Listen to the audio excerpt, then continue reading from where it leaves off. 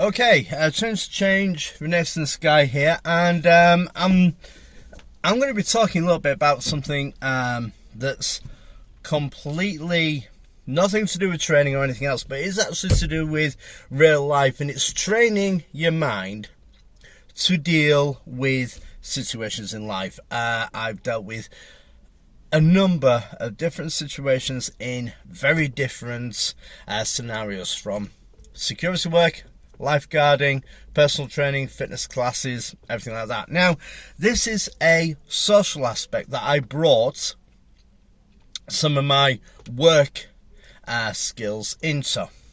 So today I was stopped by a police, and the reason why I'm doing this is because you see all these people, I'm not this, I'm not that, I don't need the, giving the police officers a bad time, okay? Now let me tell you something.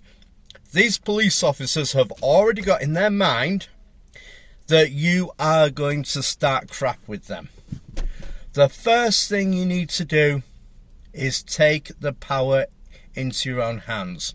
So if you're doing something illegal, then hey, you're doing something illegal. If you're going to give them crap when they first pulled up, expect bad behavior, expect bad treatment from them. Expect them to be officious and be all up in your grill, because nobody should put up with bad attitude. I didn't.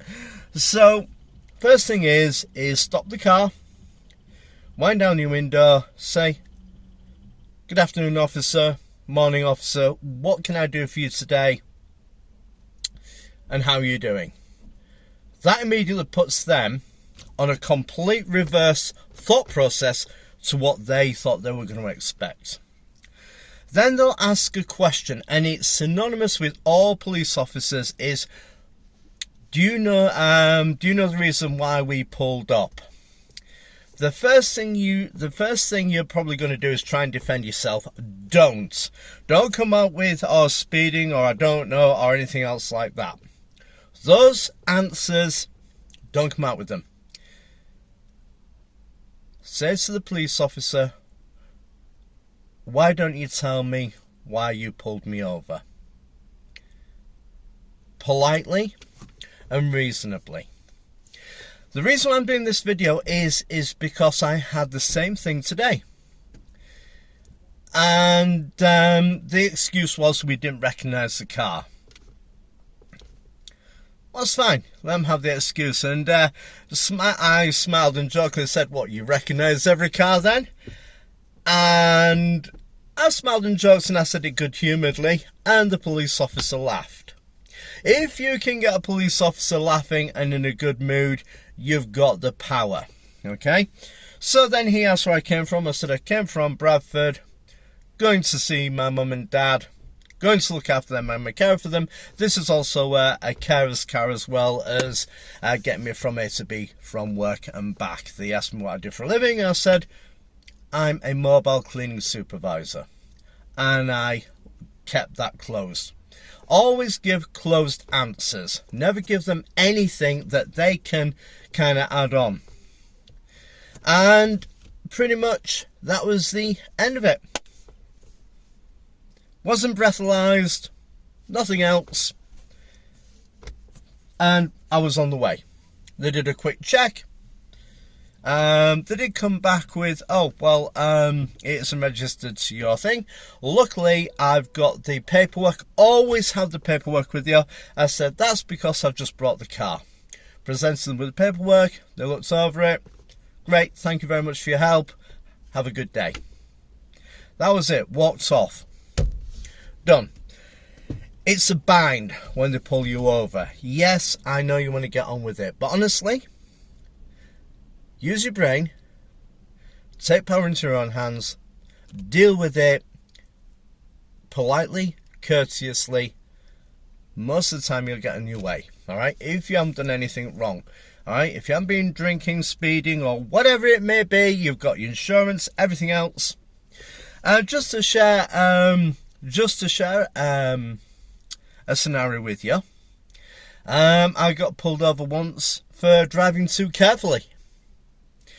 And the police said, I said to him, I said, "Look, I know I have everything in order.